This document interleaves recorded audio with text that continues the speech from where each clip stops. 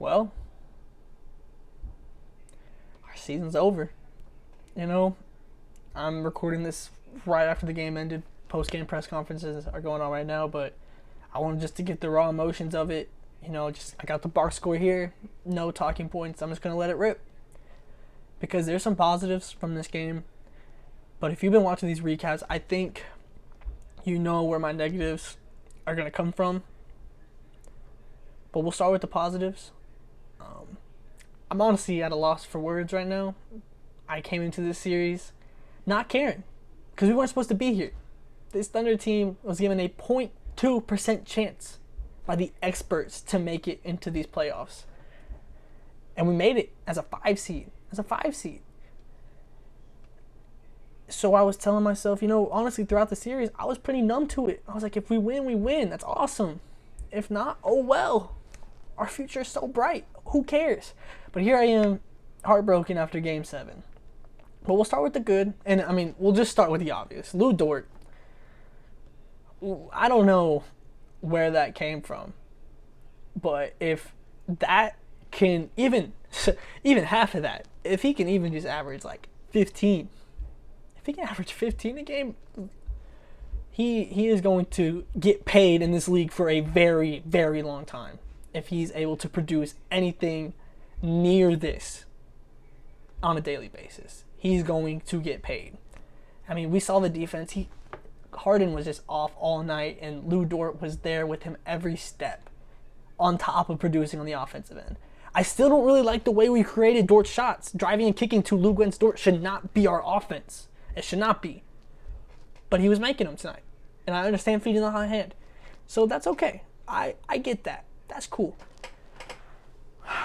But, Darius Bazley, his minutes. Wow, I don't know why he only played 4 minutes in the second half, which I'll get to that. But in his minutes, he played great. He was active, just like he has been. He's been hitting threes just like he has been.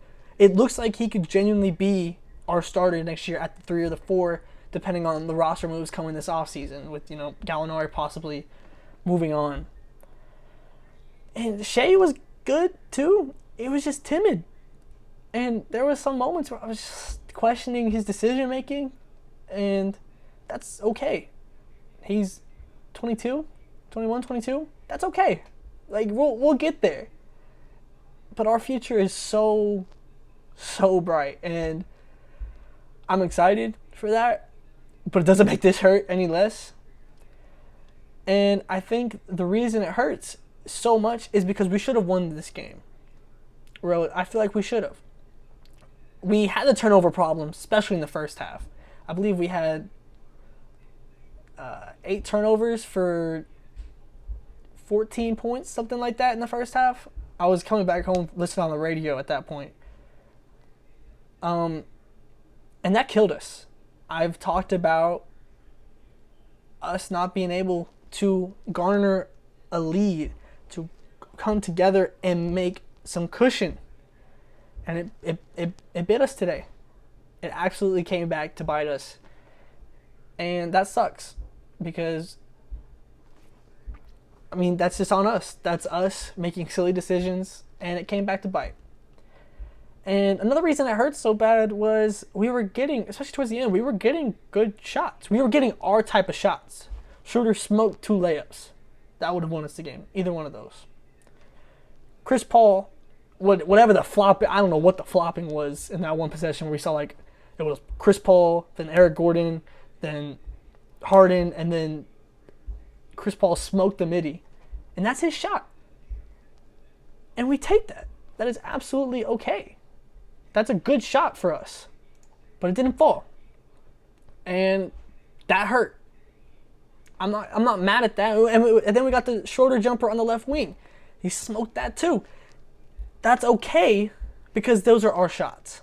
And so I will live with that. Does it hurt any less? No. But I'm okay with that. What I am not okay with, and if you've been watching these recaps, you'll know where I'm going with this. I'm not okay with Billy Donovan. Billy Donovan makes me sick to my stomach. I understand having a great regular season. He absolutely exceeded the expectations for this team overall, even my own. And, you know, I'm a Thunder homer. But our team stayed healthier than I expected with the injury history of the guys we traded for.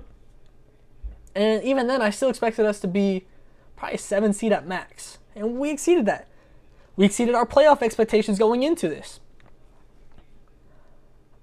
But we're looking right now, if you look at across the conferences to the East, we see what the Bucks are going through right now. The Heat are putting them through the ringer. They are just absolutely clamping up on defense. And notice how many adjustments have been made by Coach Bud? None.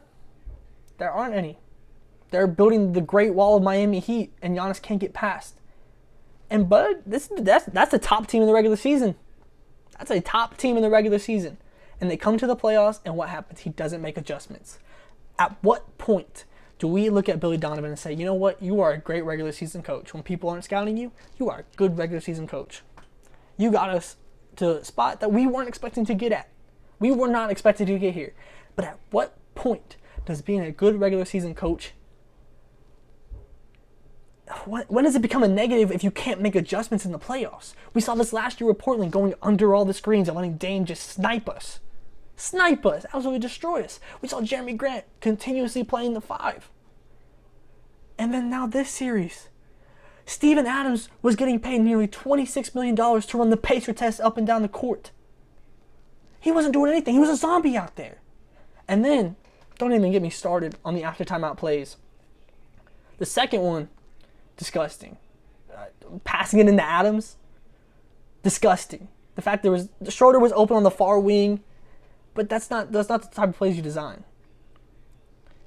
The first one, and I don't know if this is a Shea issue, I don't know if this is a Billy Donovan issue, but history tells me to blame it on Billy Donovan. He should know that when you bring Gallo up, when you bring Chris Paul up, all eyes are going to be on them to go for the 3 for the win. Of course, those are your clutch shooters. That makes sense. Every eye was on them. They're rotating across. Steven Adams is being base guarded by PJ Tucker. He's in front of him. He is not between Adams and the basket. And what do? Call timeout. Nobody was close to being able to rotate over if we just throw the ball to Adams. And Adams also has to make that known. Adams never does anything outside of the game plan. He never does. We see him with Harden on him, and he'll just hold the ball there like a lost puppy, just hoping for a guard to come and save him. And I understand we don't want him playmaking, but he was ISO'd. He was ISO'd on the Harden play. He was ISO'd on the PJ Tucker play.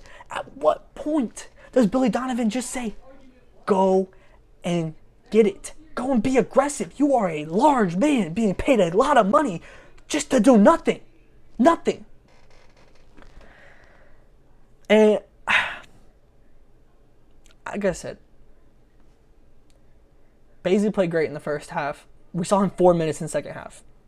I believe it was 4 minutes in the second half. We didn't see really much of any small ball at all when it has proven to work.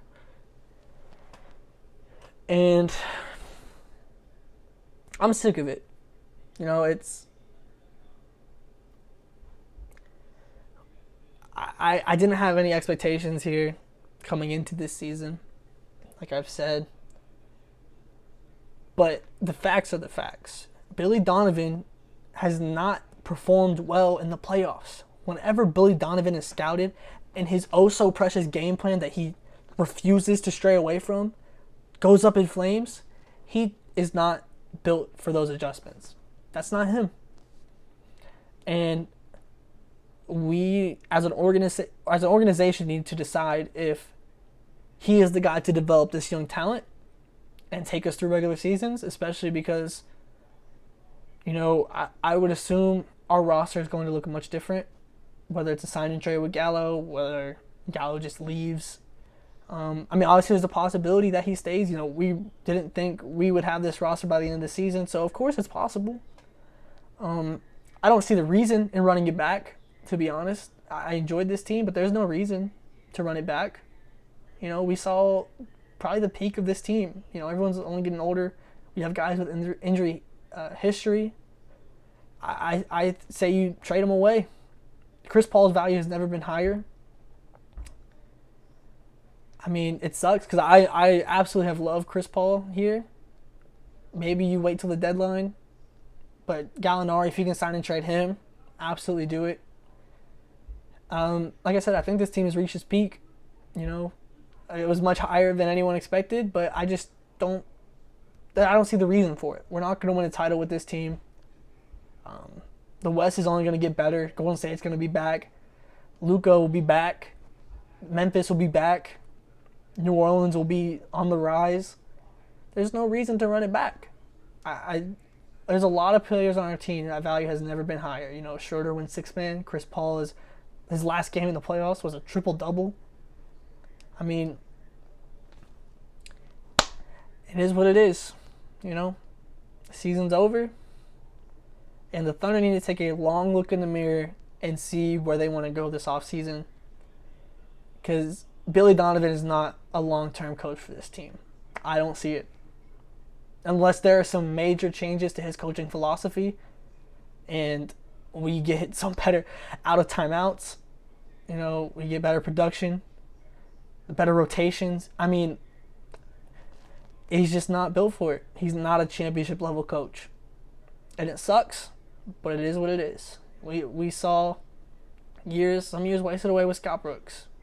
And I understand we're just developing, but I would much rather have a coach here for the long term that is going to take us to the championship level with these young players.